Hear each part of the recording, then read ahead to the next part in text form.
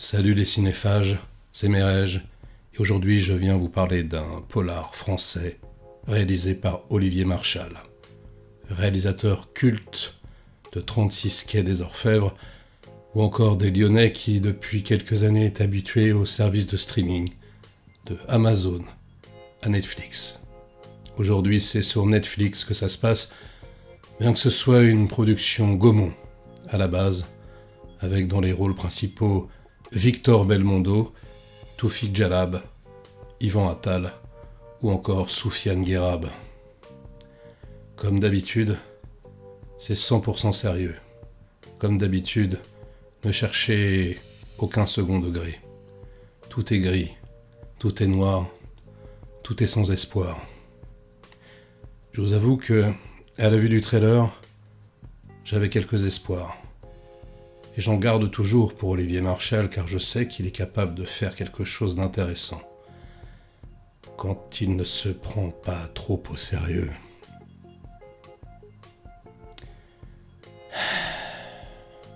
La déception est vraiment à la hauteur des attentes.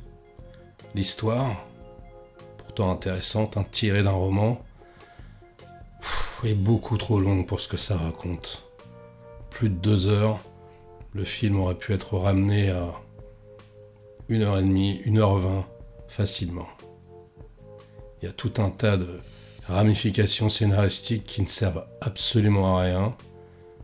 On aurait vraiment pu dégraisser. Et puis surtout, les dialogues, comme d'habitude, sont absolument imbitables, selon moi, caricaturaux, vulgaires et sans vie. Un peu comme la critique que je vous fais maintenant. Tout sur le même ton, qu'on gagne au loto, qu'on achète un croissant ou qu'on perde ses enfants. Je ne comprendrai jamais pourquoi la direction artistique des polars français part systématiquement dans cette direction. Probablement parce qu'ils n'ont pas le temps de répéter. Bref, les enfants, wake up! Wake up! Et c'est l'enfer! Mais c'est l'enfer, mais nom de Dieu, mais j'en peux plus! Je n'en peux plus de cette façon de faire. Mais dirigez vos comédiens, la vache! C'est insupportable! Dans la vie, mais jamais c'est comme ça, les émotions, mais non d'une briquette! Voilà, surtout chez les flics, je sais pas. Ces mecs-là, ils vivent des aventures quand même incroyables. Vous allez pas me faire croire qu'ils sont comme ça toute la journée. C'est pas possible. Olivier Marchal, s'il te plaît, si tu regardes cette vidéo, arrête! Mais arrêtez d'insuffler de la vie, insuffler du second degré, s'il vous plaît, dans vos productions. C'est hallucinant, nom de Dieu. Bon bref, je poursuis. C'est dommage, c'est dommage. Là, on quitte un peu le côté marseillais, hein, il était voilà, habitué, il allait plus trop sur Paname, on revient à Paris, moi j'aime bien ça. Ça commence, c'est pas dégueulasse, c'est plutôt bien filmé. C'est filmé normalement, mais je veux dire, ça va. L'image est plutôt belle, on voit qu'il y a de la thune. Voilà, il y a une petite course-poursuite, enfin une filature en voiture, en moto. Ensuite, ça enchaîne avec une petite scène d'action en mode MMA Jean-Claude Van Damme dans un parking.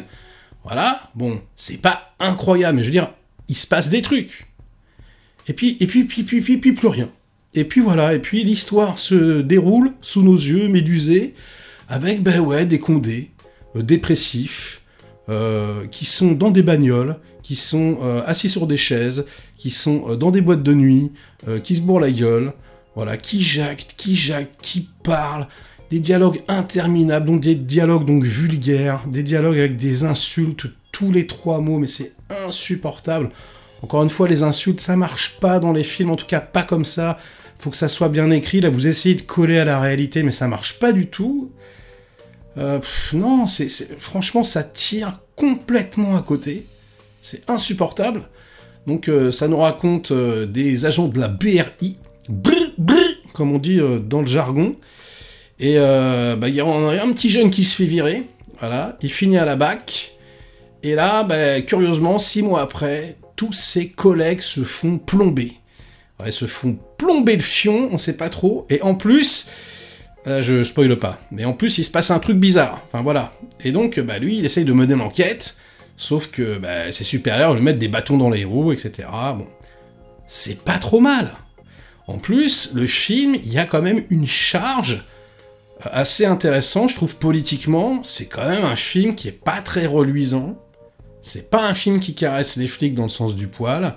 C'est un film qui remet en question les institutions. Enfin voilà, il y avait matière à faire quelque chose d'intéressant, quoi. Mais putain, la lourdeur de l'ensemble.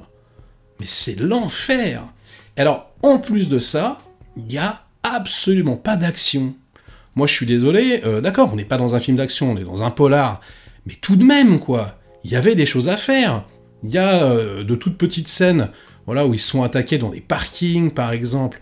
Ça dure, montre en main, 15 secondes. 15 secondes. Je sais pas, vous t'as ramené ça à 1 minute, 2 minutes. Un petit peu de spectaculaire, quoi, un petit peu de cinéma, quoi, un petit peu de cascade. C'est vraiment énervant, quoi. Et c'est ça systématiquement. C'est-à-dire qu'à chaque fois qu'il pourrait y avoir quelque chose, à chaque fois qu'on pourrait emmener le spectateur dans un petit roller coaster en miniature, dans une petite scène, bah y a rien. Ça dure 40 secondes, quoi. 40 putains de secondes, et ensuite, c'est terminé. Moi, je comprends pas. Je comprends pas, c'est... Encore une fois, quoi, c'est tellement caricatural. On a tellement l'impression d'avoir vu ça 100 fois. Et pourtant, les acteurs, ils sont pas mauvais à la base. Là, ils sont juste mal dirigés. Mais je veux dire, on sent que voilà, les techniciens, même Marshall, quoi, on sent qu'ils peuvent faire quelque chose. Là, il écrit le scénario. Bon, il est accompagné, mais je veux dire, c'est lui qui est responsable. Mec, mais dégraisse, quoi. Mais allez plus vite, quoi. Je sais pas. Putain, il faut un œil extérieur, peut-être, hein.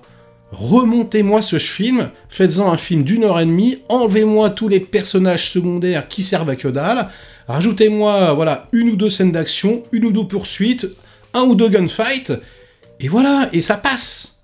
Je dis pas que c'est incroyable, mais ça passe. Là, on s'ennuie, bordel. On s'ennuie, on baille. Il y a de l'audace, quelque part. Merde, il y a de l'audace.